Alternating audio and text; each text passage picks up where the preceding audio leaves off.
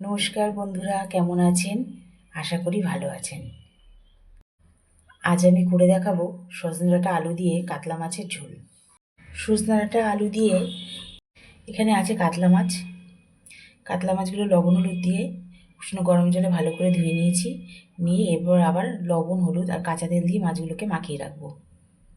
আছে সজনে ডাঁটা আর আছে এখানে আলু। লম্বা লম্বা করে ডাঁটা কেটেছি, তাই লম্বা লম্বা করে আলুগুলোও কেটে নিয়েছি।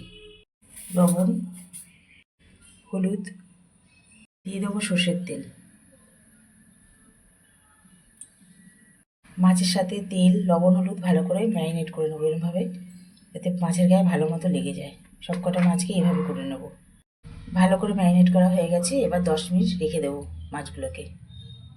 কড়াইয়ের মধ্যে সর্ষের তেল দিয়ে তেলটা ভালো করে গরম করে নিয়েছি। এবার মাছগুলোকে ভেজে নেব। দুটো দুটো করে মাছ ভেজে নেব। মাছগুলোকে উল্টে দিয়েছি, এবার ওই পিঠটাও ভালো করে ভেজে নেব। এইভাবে বাকি মাছগুলো ভেজে নেব। মাছগুলো সব ভেজে নিয়েছি। মাছ ভাজা তেলের মধ্যে দেবো তেজপাতা, দেবো দারুচিনি, এলাচ। ফোড়নটা 1-2 সেকেন্ড ভেজে নেওয়ার পর দিয়ে দেবো আদা, কাঁচা লঙ্কা আর টমেটো পেস্ট।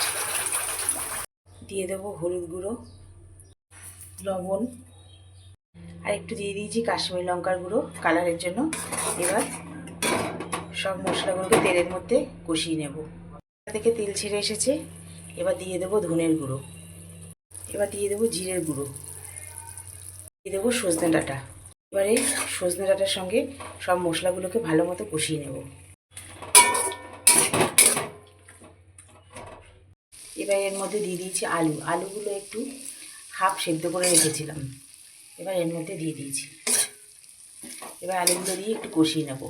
আলুগুলো একটু কষিয়ে নিয়েছি, এবার দিয়ে দেবো জল। আলুগুলো একটু কষিয়ে নিয়ে এবার এর মধ্যে জল দিয়ে দিচ্ছি। এটা তো সজনে ডাঁটা আলু দিয়ে পাতলা মাছের ঝোল, তাই একটু জলটা দিয়েছি। এবার দিয়ে দেবো একটু গরম মশলা। এবার মাছগুলো দিয়ে দেবো। মাছগুলো দিয়ে দিয়েছি, এবার একটু ফুটিয়ে নেব। মাছের ঝোল হয়ে গেছে, এবার নামিয়ে নেব। সজনে ডাঁটা আলু দিয়ে কাতলা মাছের পাতলা ঝোল আমার রেডি। এটি কিন্তু গরম ভাতের সঙ্গে খেতে খুব ভালো লাগে।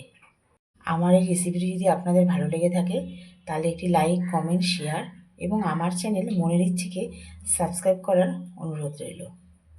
এখন তো আস্তে আস্তে গরম পড়ে যাচ্ছে, তো গরমের সময় এইরকম সজনে ডাঁটা দিয়ে মাছের ঝোল খেতে কিন্তু বেশ ভালো লাগে। আজকের মতো এই পর্যন্ত। আবার আসবো নতুন কোনো রেসিপি নিয়ে। আপনারা ভালো থাকবেন, সুস্থ থাকবেন।